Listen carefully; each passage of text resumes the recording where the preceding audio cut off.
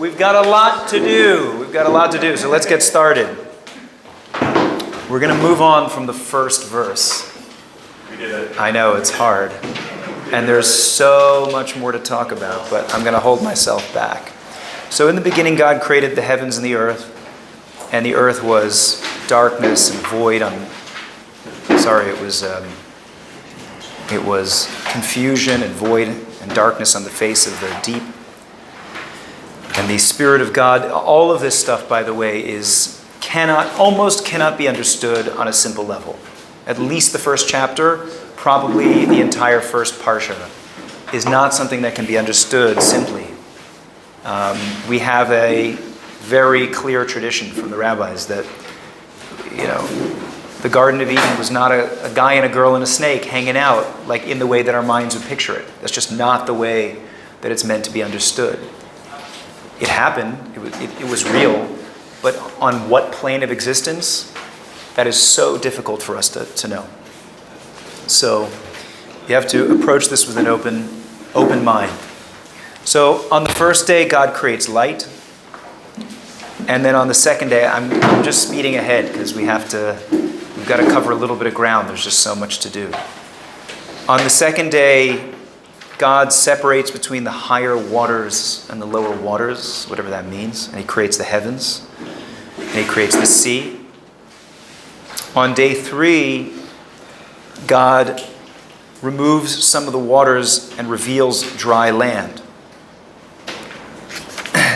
And then, when there's dry land, he tells the earth to bring forth vegetation. So I want to skip now to verse 11. Okay, and I think that we have we've Xeroxed some of the copies from the Rashi on verse 11.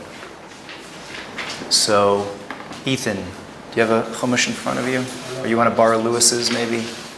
Just, if you want to read for us the verse, let's read. I'd like you to read for me verse 11 and 12, okay? You only have 12 minutes. Yeah. The first one? First one is verse 11 and then 12, okay? In Hebrew? Read in English.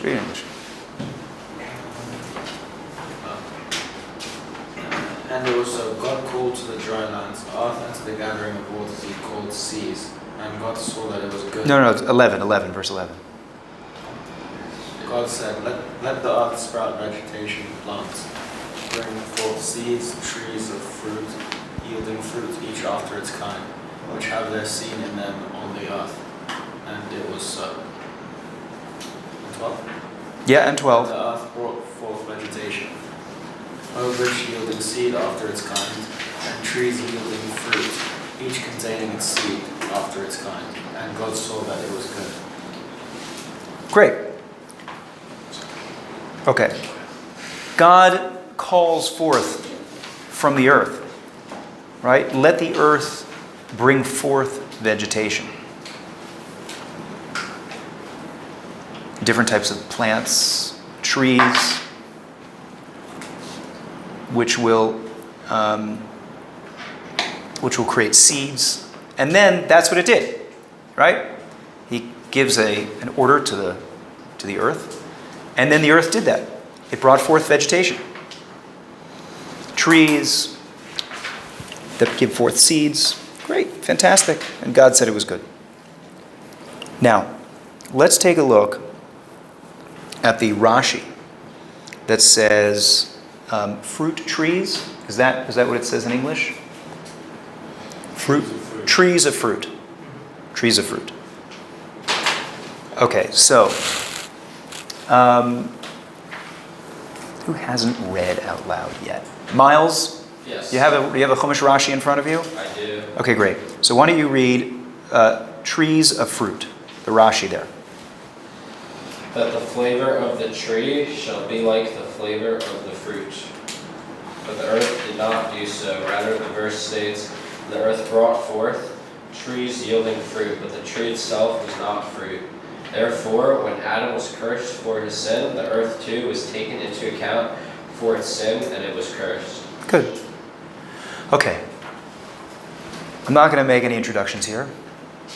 Let's put our teaching into practice. I'd like you guys to go through steps 1 through 3 of analyzing this Rashi. What is his question? What is his answer? And do we have any questions on his answer? I think you should be able to get this, even if you don't have a deep-rooted understanding of Hebrew. You should be able to look at the text and figure out steps 1 through 3. I'm going to give you 5 minutes or so. Let's say 4 minutes. Okay? See you back soon. What about 12? What's that? What about number 12? You need to read the verses 11 and 12, but the Rashi that we're discussing is on verse 11, which is the tree of fruit, trees of fruit. Okay. Okay? Go for it. Good luck. All right, guys. Let's get back together here. Let's do it. I'm sure we could spend a lot more time hashing this out, and I highly encourage you to do that. 10 o'clock at night when you guys are smoking hookah and having a good time, whatever it is you do. It's always nice to have sit with a Chumash Rashi after a long day, with a little beer or something, and just go through Rashi at your own pace. For now, let's see what everybody has come to. So, what's Rashi's question?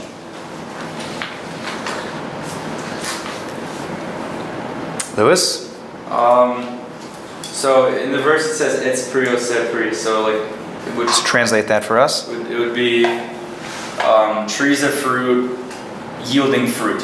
Yeah, Why does it say fruit twice? good. Great. All right. You have to sometimes think like an editor when you're Rashi. Rashi says, if you're saying something in 4 words that I could say in 3 words, so then that already presents a problem to me. Because God doesn't waste words. It's a perfect composition. If I were to say a fruit tree, what would you say? You'd say it either in one of 2 ways. An eitz pri, which literally means a tree of fruit. Or you'd say an eitz oseh pri, which means a tree that produces fruit. Okay? Now you could maybe come up with arguments either way of which one of those you'd want to go with to express everything that you want to express about what these trees do. One thing you wouldn't do is you wouldn't use both expressions. You wouldn't say a fruit tree that makes fruit, because that is redundant. That's totally unnecessary. There is our technical question in Rashi. Everyone see that so far? It's a good question. Why does it say a fruit tree that makes fruit? Either say a fruit tree or say a tree that makes fruit. Good. What's his answer?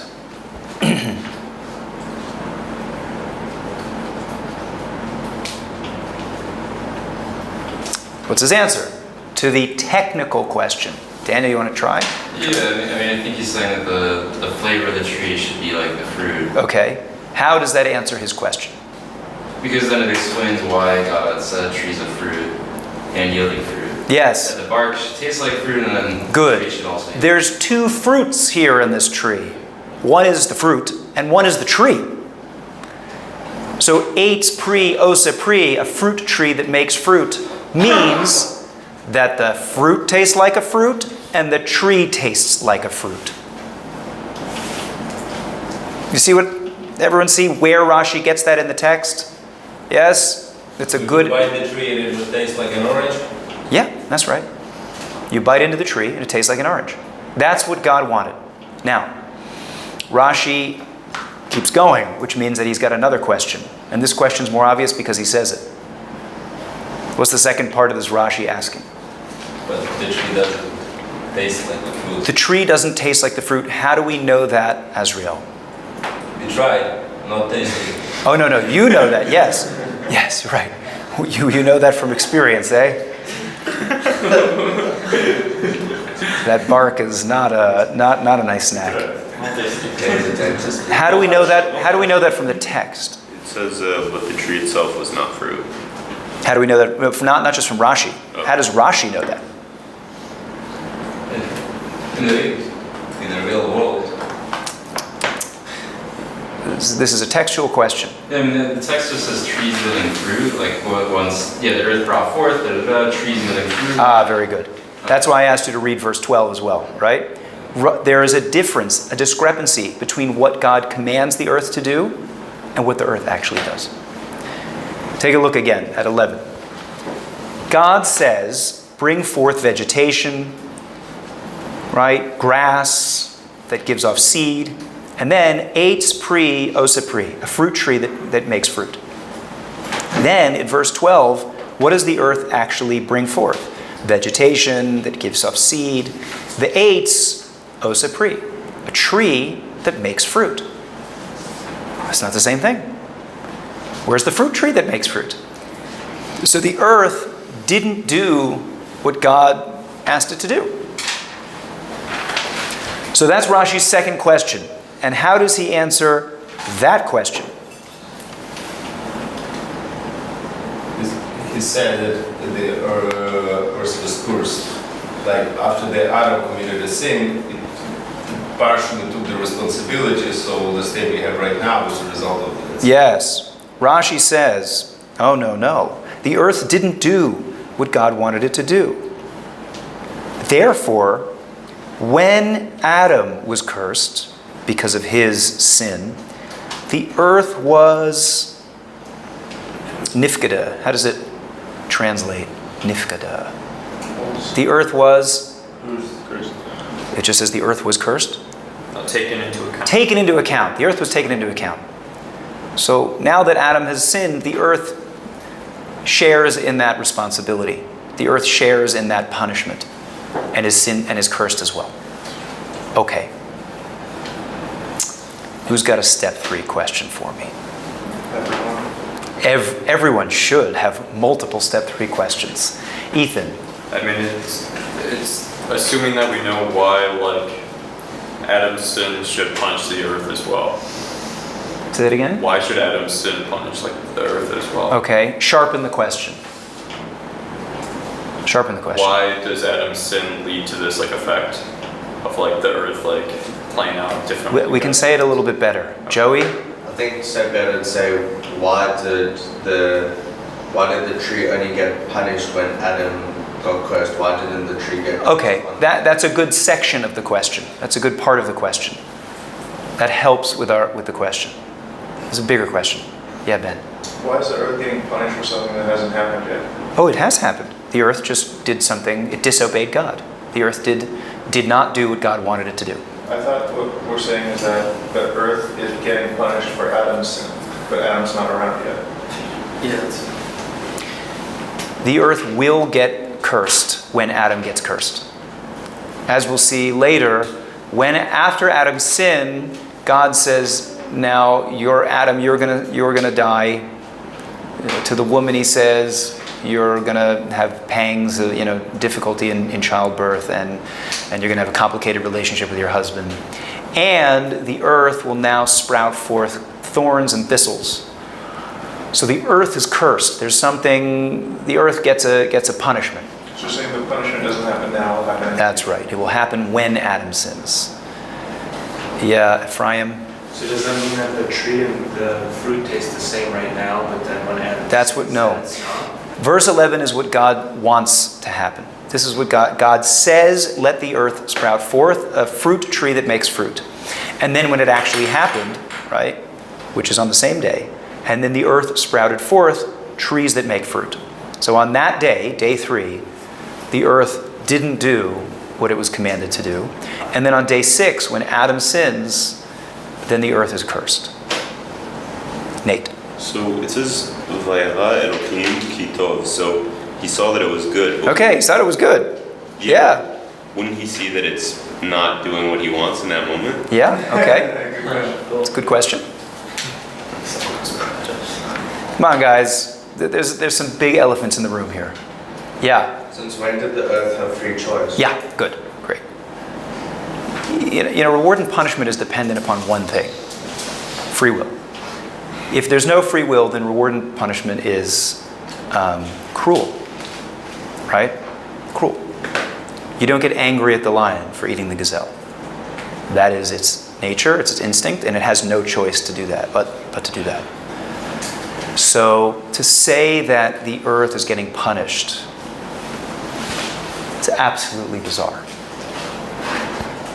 And while we're on the subject, why doesn't the earth do what God asks it to do? If God's in charge of everything, and the earth doesn't have free will, so then why didn't it just do it? And then you could ask the next question, which is, God knew it wasn't going to do it, because it doesn't have free will. So how can you command something to the earth that you know it's not going to do? These are pretty good questions, no? Yes? Everyone had these questions, I'm sure.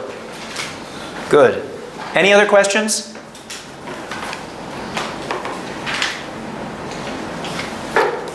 Yeah, Sam? What does the fruit signify? Or is that not a good question? Well, That's more of like a literary question. yeah, I mean, that is a part two of another question that we should be asking here. Yeah. How is the earth connected to Adam and his food? Okay, yeah, so this is, right, and I think you guys are asking a similar question, which is, what is the disobedience of the earth, if you can call it disobedience, or the failure of the earth to produce what God wants? What does that have to do with Adam's sin? Such that only when Adam sins, that's when the earth gets its punishment. And of course, that's going to be one of the keys to the answer to all of these questions. What's going on here that's like a foreshadowing of Adam's sin? And there's one more question, which is just a simple question of information, which is, why does God want the tree and the fruit to taste the same? No? You didn't have that question? I had that question. Well, aren't our fruit trees like good enough? Like, why do you want the fruit trees, the tree, the bark, to taste the same as the fruit? Are you giving me an answer? No, to add on to that. Go ahead. Out of all the infinite things you could want, why that specific? Yeah, exactly. So at the end of the day, we need to come back to Sam's question, which is, what's the symbolism here? What is this a metaphor for? Right? Everything that God does that is seemingly unnecessary is in order to teach me a lesson. So what is this teaching me? Aaron, do you have an answer? If I had to guess, it would probably be so that God could satiate animals that could like reach the top of the tree. So. Yeah, okay, fine. That's a nice, that's a good technical answer. We're going to go for something deeper, because the Torah, again, is not a zoology book and it's not a history book. It is a book of morality. It's a book of how to live. All right.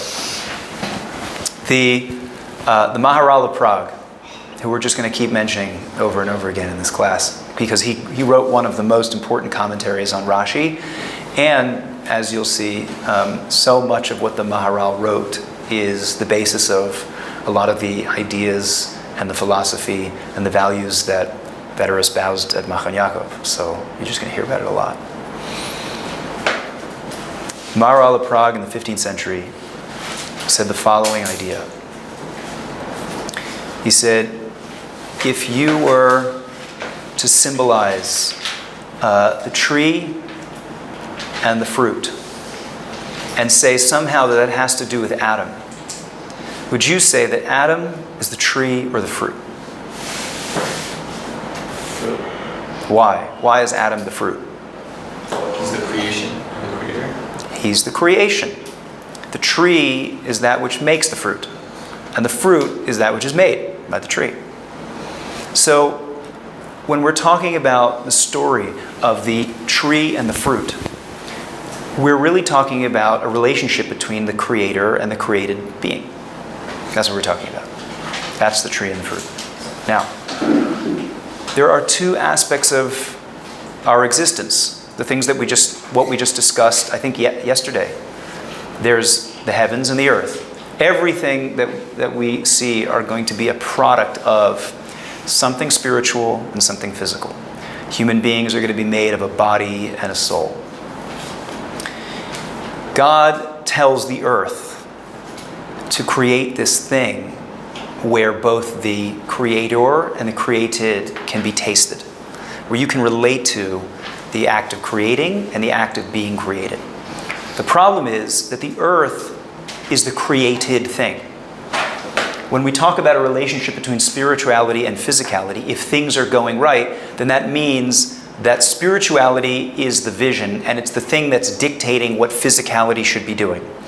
We always want to be run by our higher faculties rather than our lower ones. When we're driven by instinct and emotion, then bad things happen to people.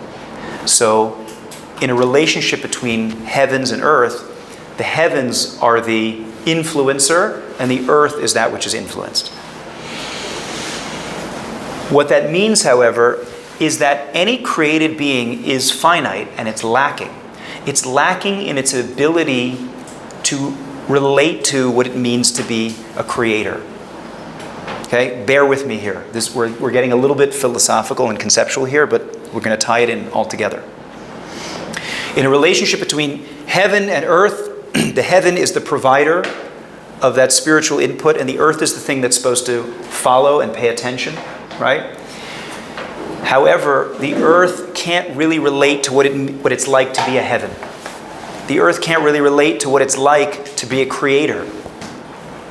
And therefore, when the earth creates a tree, it can only invest taste in the thing that is created and not in the thing that's creating. The earth doesn't know what it tastes like to be a tree. The earth knows what it tastes like to be a fruit, because the earth is like the fruit of heaven's tree. So far, so good? Okay? Now, here's where it gets interesting. Adam's sin revolves around a tree and a fruit. Wow, that's a coincidence. So when Adam reaches for the fruit and separates it from the tree, he's making a very big statement. What he's saying is, I, Adam, the fruit, I'm an independent being outside of the tree. I can have my own existence. And as we'll see in a little bit, this was the mistake that Adam made. The snake says to Adam, you can be like God. You don't need a tree to sustain you. You can be your own sustenance. You can have your own independent existence.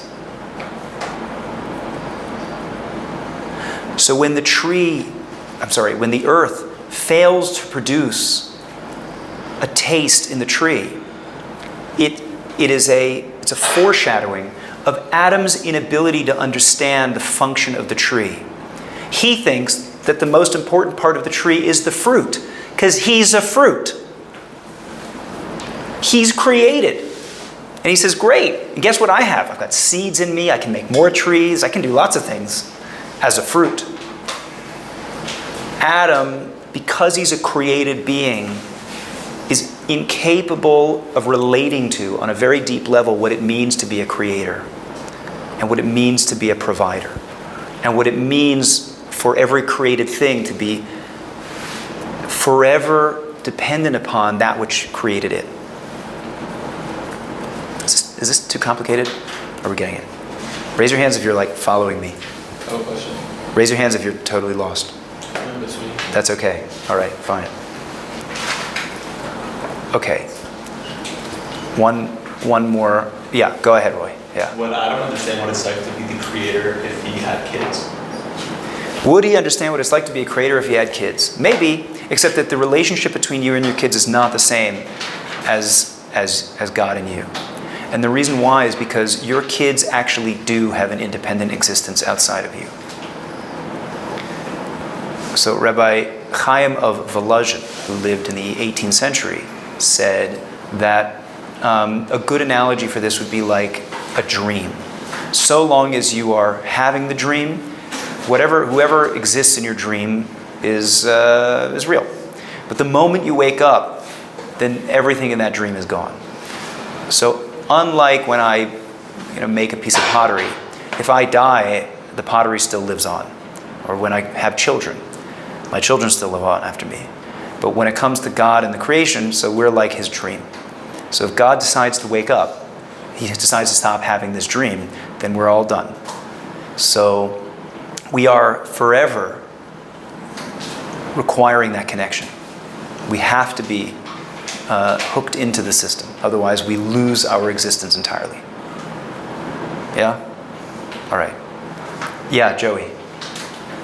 I understand the metaphor, Yeah. but God said to Adam that don't eat from that specific tree. Wasn't there other trees that he was able to then pull the fruit from and then Sure. eat? So Lots of them. Lots of that them. the metaphor doesn't hold, but he would have been able to essentially pull the fruit that creates So away from the hopefully we'll see what the tree of knowledge of good and evil and the tree of life represent as well, so that we'll understand why it had to be that tree. That was the one that represents him having a distinct independence from God. Okay? Do you know what tree, does Rashi have an opinion on what tree it was? Sure, the Talmud says there's 3 options, but we'll get there. All right, so I thought that this was an interesting Rashi to go through. First of all, because it helps us to understand at least steps 1 and steps 2, that we're able to look at a text, see very clearly what the technical problem is, and then identify his answer, and then identify a whole lot of questions along with the text.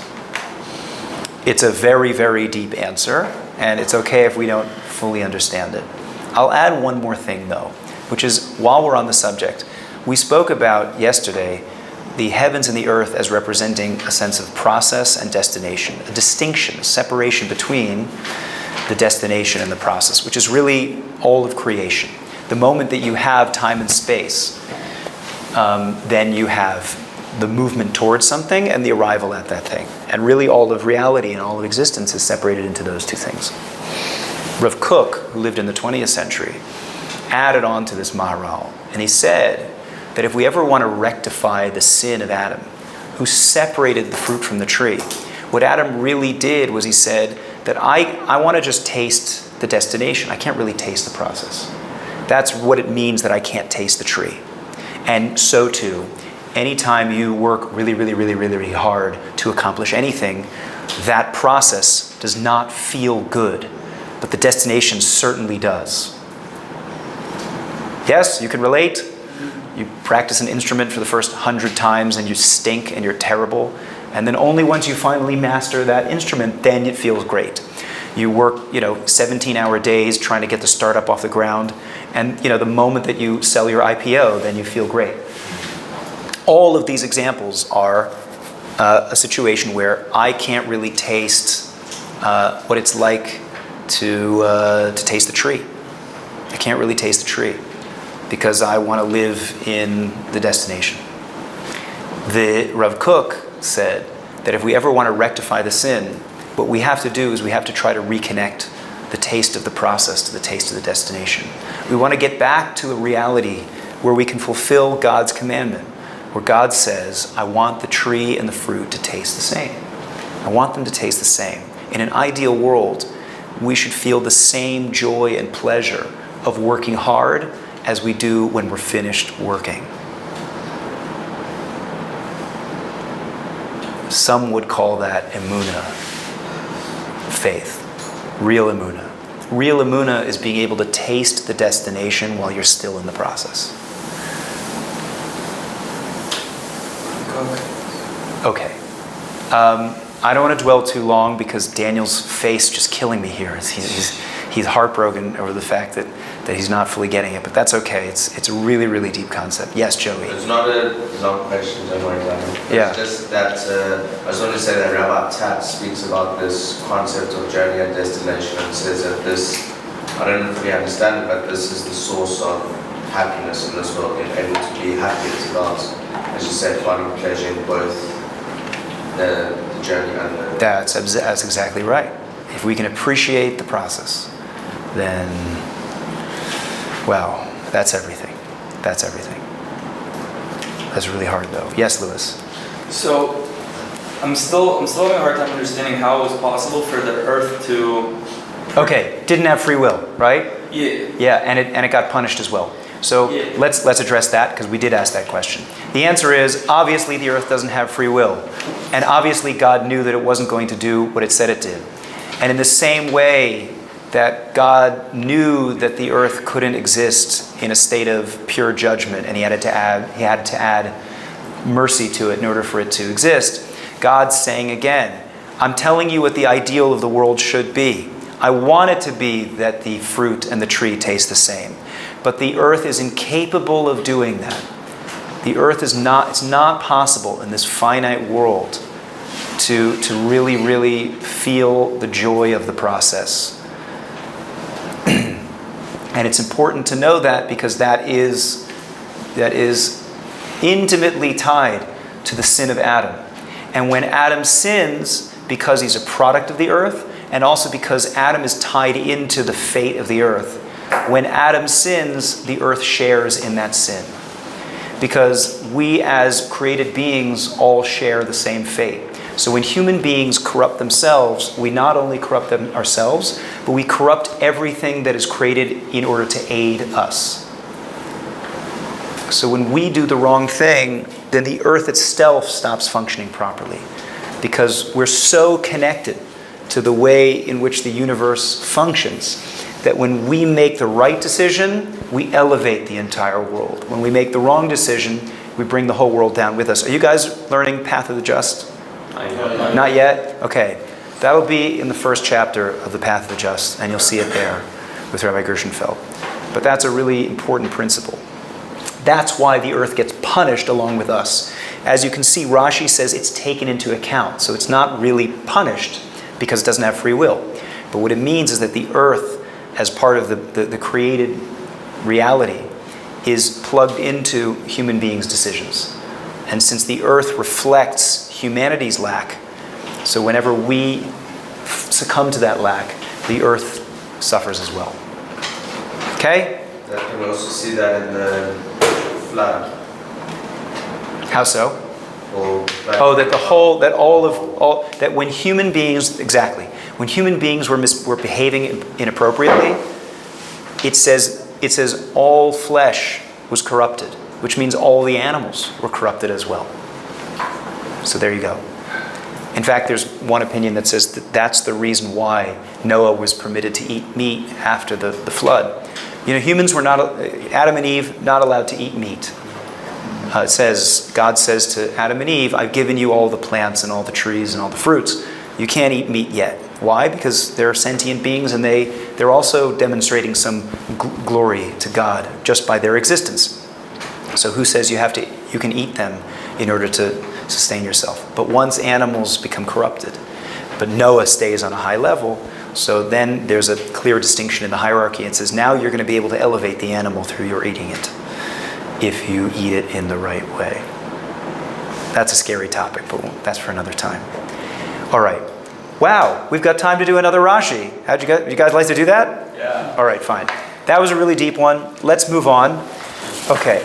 Now, day 3 is the land and the vegetation.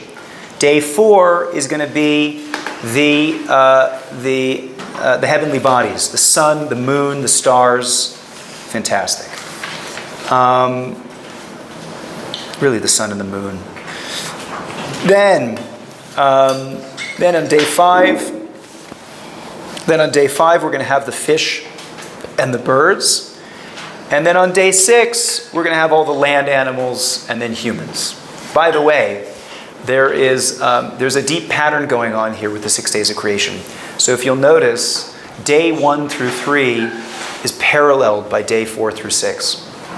So what's created on day 1? Light and darkness. What's created on day 2? On day 4? Sun and the stars. The sun and the stars, right? So the things that actually bring forth the light. On day 2, what's created? Heavens and earth. The heavens and the waters. Day 5? Fish. The fish and the birds, the things that live in the heavens and the water. Day 3, what's created? Day 3, the land. And day 6, land animals, right? So there is a layering of reality that mimics itself and is patterned off of itself. There are an unbelievable number of patterns that you'll see over and over and over again in the Torah. And when you recognize them, patterns of 3s, patterns of 5s, patterns of 7s. When you recognize them, you should know in the back of your mind that there's some machine language going on here. There's a deeper pattern of reality which this thing is reflecting. So just as we have 7 days of creation, we also have 7 days of Passover and 7 days of Sukkot, and we have, 7 colors in the rainbow and 7 notes in the musical scale. And something I learned in oceanography is that waves break in cycles of 7. So there's lots of things going on in the natural world having to do with 7s. 5s, 3s, 10s. It's all over the place. So be aware, look out for these patterns, because when you find a pattern, you'll usually be able to plug that into the source, into the deeper pattern, and that's going to tell you what's going on. All right. Now, let's get to the creation of human beings. So this is going to be found in chapter 1, verse 26. All right. Azriel, will you read for us verse 21, chapter 26? Sorry, chapter 1, verse 26. You want to look on? Yeah, look on with Ephraim. This one we did not... We didn't in Hebrew, in English. photocopy yet. In Hebrew, Read in English. Read in English. And God said, let us make man in our image, as our likeness. They shall rule over the fish of the sea, the bird of the sky, and over the animal, the whole earth, and every creeping thing that creeps upon the earth. Great. Fantastic. All right. Let's read the Rashi on 26. Okay, so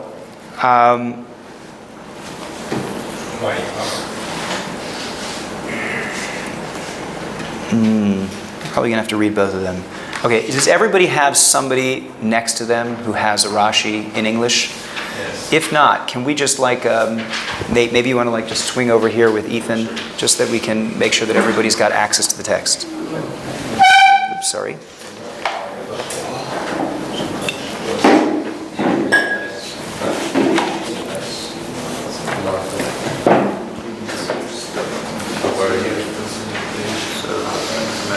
All right.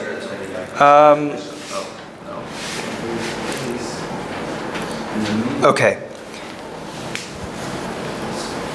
Azrael, you want to read the Rashi there? Let's make man. Let us make man. Let us make man. Also, the angels do not assist God. Oh no. Yeah, you can do that one. Yeah, go for it. Where are you? There's 2 Rashis there, right? There's 2 Rashis on the same words. So I think I was going to start with the first one, but it's quite long, and I think we can get by with the second one. Let us make man. Also, the angels do not assist in man's creation. There is a room on the basis of the phrase for the heretics to claim supremacy by saying that the Torah itself indicated that many gods participated in the creation of the man. The verse did not refrain. Should we stop here? No, keep going. The verse did not refrain from teaching us proper conduct and the trait of humility that the greater one should consult and take permission from the lesser one. And if had written, I shall make man, we would not have learned, would not have understood that he was speaking with his court. Rather, we would have thought with himself, we would have thought that he was addressing himself, and we would not have learned from God's example that the greater one should consult with the lesser one. The rebuttal to the heretics, it wrote next to it. Next to the verse which gives the room for error, it is, and he created man, which uses a singular verb. It did not write, and they created. Great. Okay. Go for it, guys.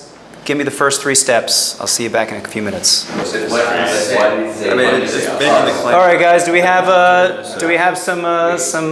good handle on some of these things? Yeah. Can we start with the question? What's Rashi's question, Sam? Why does it say "let us make man" when it's just God singular? That's a pretty big question. This is the most important document that outlines monotheism to the world. And now we've just stumbled across a source in the text that seems to refute all of that. There isn't one God? There's multiple people making man? What does that mean? Great. What's his answer? Joey? To teach us the value of humility, that Hashem consulted the angels in creation, and that he didn't do it just by himself, and he was consulting the lesser below him to assist him with it. Yeah, amazing. Wow, that's the answer, huh? So Rashi says, even though, based on this verse, it's possible for all the Bible scholars to teach, see, look, I told you the whole time, this is just a work of fiction, there's multiple authors, this was the polytheistic author. There's all kinds of things that this opens the Pandora box for people to say that this is not a reliable, trustworthy work of monotheism. Despite all of that, God said, you know what? It's worth it for me to teach you the trait of humility. Step 3. It's really one big step 3. Yeah, Ben? Why does God need to consult with the angels? Okay. That's an important step 3. Why does God need to consult with the angels? Doesn't he know that that is the right thing to do? You know, this isn't this isn't like the CEO of some car company consulting with his board of trustees. Yeah, Azrael. And then with like step 4, he told that the God made it in order to teach us a lesson. Okay, but that's the big step 3. Let's get to the big step 3. Aaron? Why does he have to teach us about humility here? Yes. Yeah. There are so many opportunities to teach humility. Why here? Why right at the beginning of the Torah? When it's so delicate and fragile, this whole system of monotheism, we're now creating the ultimate stumbling block for people to read and say, whoa, hey, hold on a second. Is this whole thing made up? Okay.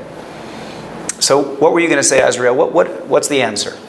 What's the answer? The answer is that he wanted to teach us humility, that the greater one should consult with lesser ones. Yeah, okay. No matters. Good, great. So the smaller step 3 question, which was Ben's question, which is why does God need to consult? Rashi kind of answers it, and he says, we're teaching you an incredible lesson in humility, which is even if you're the boss, and even if you know what the right decision is to make, the way to get people on board is to ask them for their advice. We're actually going to see this later at the beginning of Parshas Vayera. When Abraham is told by God, commanded by God, to have a bris milah, a circumcision, at the age of 99, Rashi, at the very beginning of Vayera, says he consulted with 3 of his friends, his non-Jewish friends, with whom he had made a pact of, right back then, if you remember, it's a world of chaos and anarchy, basically, and so oftentimes you would have to enter into alliances with other powerful people. And his 3 friends with whom he had an alliance, he went and asked them, guys, God told me to do a circumcision. What do y'all think? Now, the obvious answer to that is, why do you need to ask your non-Jewish friends if God just told you to go have a circumcision? Why do you need to ask anybody? Abraham was also not a Jew. Well, you're right. He was an Ivri, right? So the point is, God didn't speak to them, right? He spoke to him. So it's pretty much clear as day. If you had a divine encounter with the infinite, right? You had this mind-blowing experience, and God says, by the way, I want you to, cut off your left finger, and you'd be like, okay, great, done. Consider it done.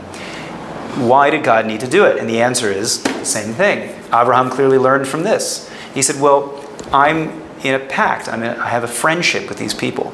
And if I go off doing something that is particularly bizarre and do it without consulting them, that might create some distance and enmity between us.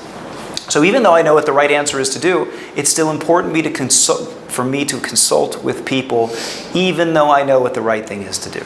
And let that all be an incredible lesson to all of you, that one day when you're all the CEO of your own company, or whatever it is that you want to be, ask for people's advice. It is the best way to get people on board with your vision, because they feel heard.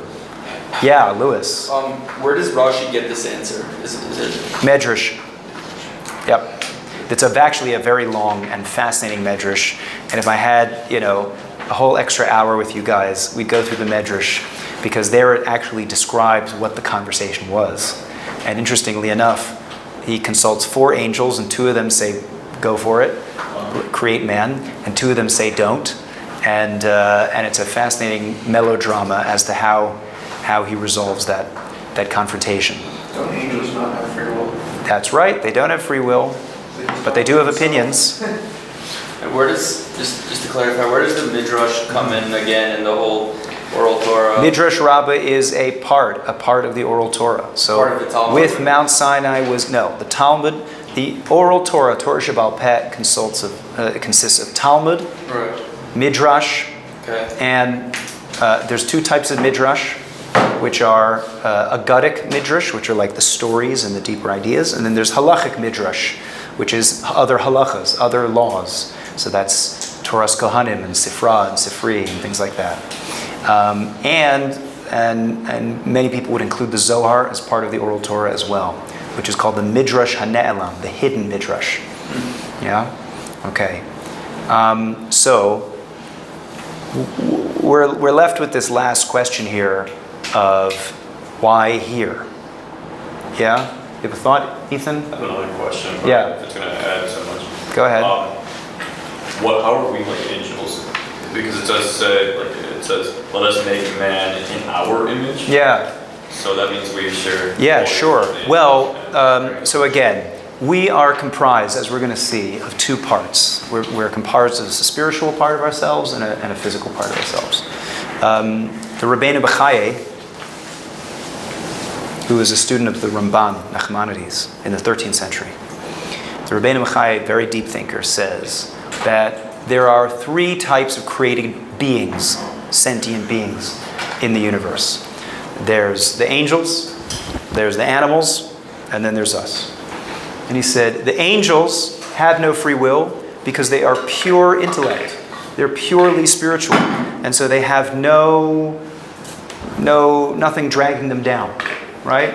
They just see absolute clarity, absolute truth all the time, right? If you saw perfect truth all the time, you would have no desire to do anything else. The animals also have no free will because they're pure instinct. So they don't use their intellects at all. They just follow their stomachs and their reproductive desires. Humans, which are a combination of the 2, that's what allows for our free will. Because we are part angel and part animal. So we are, in a certain sense, created in the image of God and the angelic spiritual beings. Yes, Nate? So the angels have perfect clarity. Why were they split on creating us? Because it's not so simple that we should be here. Meaning, even from a purely truthful, clear point of view, it's kind of controversial that humans exist, don't you think? Yes. If you want to see something fascinating, go look up the anti-natalist movement. The anti-what? Anti-natalist movement. The people who are against having children because they think that human beings are basically a disease. We should not be here. All we do is cause suffering. So what if they don't kill themselves? That's a good question. Well, I always it's a great question, and I always thought it's really a self-defeating ideology, isn't it? Because those people are just going to take themselves out of the gene pool, and all that will be left are the people who care about having children, right? It's fascinating that the study of demography, of population rate and change is absolutely fascinating because it will determine what the world is going to look like in 100, 150, 200 years from now. The people who have more children will be around and the people who don't will not. And if you go look at the numbers, there are certain segments of the world population that are just not very good at having kids. For example, Western society. Western? Yeah. Every first world country, with one exception, is under repopulation rate. You know what that exception is? Yeah. Yeah. It's the only modern country that is not below repopulation. Yeah, Roy. I met a girl like that. What do I say? She asked me. What do you say? You say that life is not about reducing suffering. It's about increasing holiness and joy.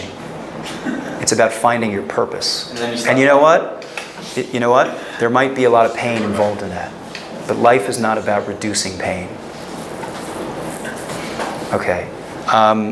Why here? Why here? So there is more than one answer to this question. And I should let you know, there's more than one answer to a lot of these questions. And that's part of the beauty of being Jewish is, there's a famous joke, 5 Jews, 7 opinions. But it comes from here. A lot of the things that Jews do culturally are second and third order consequences of religious Judaism. The fact that we like to argue about, the fact that we like send back the food if it's not good is because we study Talmud. I'm not kidding. I'm not exaggerating. There's no such thing as cultural Judaism outside of religious Judaism. Cultural Judaism is just a what? It's an externality. It's an expression of religious Judaism. So to say I should just be a cultural Jew, I give you about 2 to 3 generations before you're gone, because you don't have anything to keep you going except for what we do. So, okay. Here's one beautiful answer that I heard. Why here did God have to create the possibility for people to think that there's multiple gods in order for him to teach his humility? This was offered by Rabbi Nosson Tzvi Finkel, also known as the Alter of Slobodka, another name you will hear almost as often as the Maharal in these walls. He was a 20th century educator. He ran a yeshiva called Slobodka in the town of Slobodka in Lithuania. And from there emerged the greatest rabbinic leaders of the 20th century. Almost all of them came from one yeshiva. And it was because of the Alter of Slobodka's genius capabilities of creating people who were big people who took responsibility. So, yeah. What's his name, Rabbi? His name is Rabbi Nosson Tzvi Finkel. Now, there's another Nosson Tzvi Finkel who was a recent head of the Mir Yeshiva who died about 10 years ago. But he was named after him because he's a descendant of his.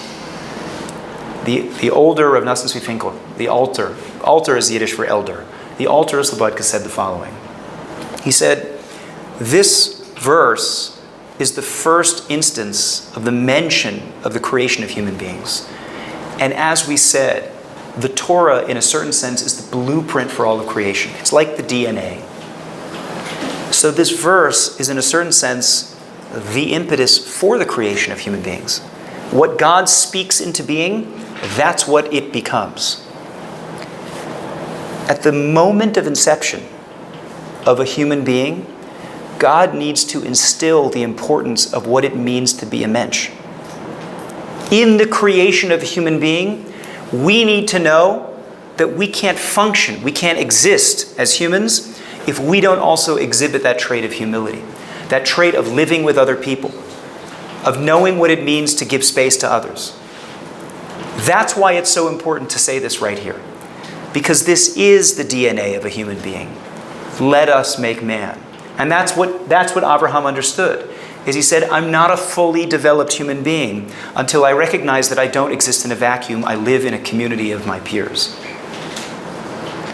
Humility is, in a certain sense, the key to almost everything else.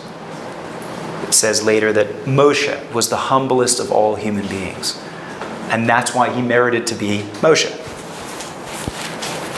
In many, many respects, humility is the most important character trait that we can strive for. There's a lot of other ones too.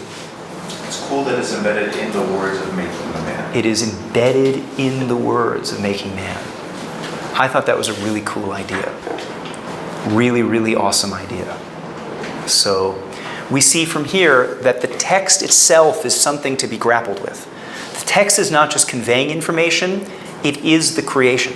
It is the thing that's being spoken about. So that's why it was so worth God even creating the possibility of a mistake in this moment, because he said, this is so intrinsic to what it means to be a human being, I have to show you the way in which I make humans, which is in partnership, because that's what I want a human being to do. Isn't that cool? It's a great answer. All right, I'm late, but I think it was worth it.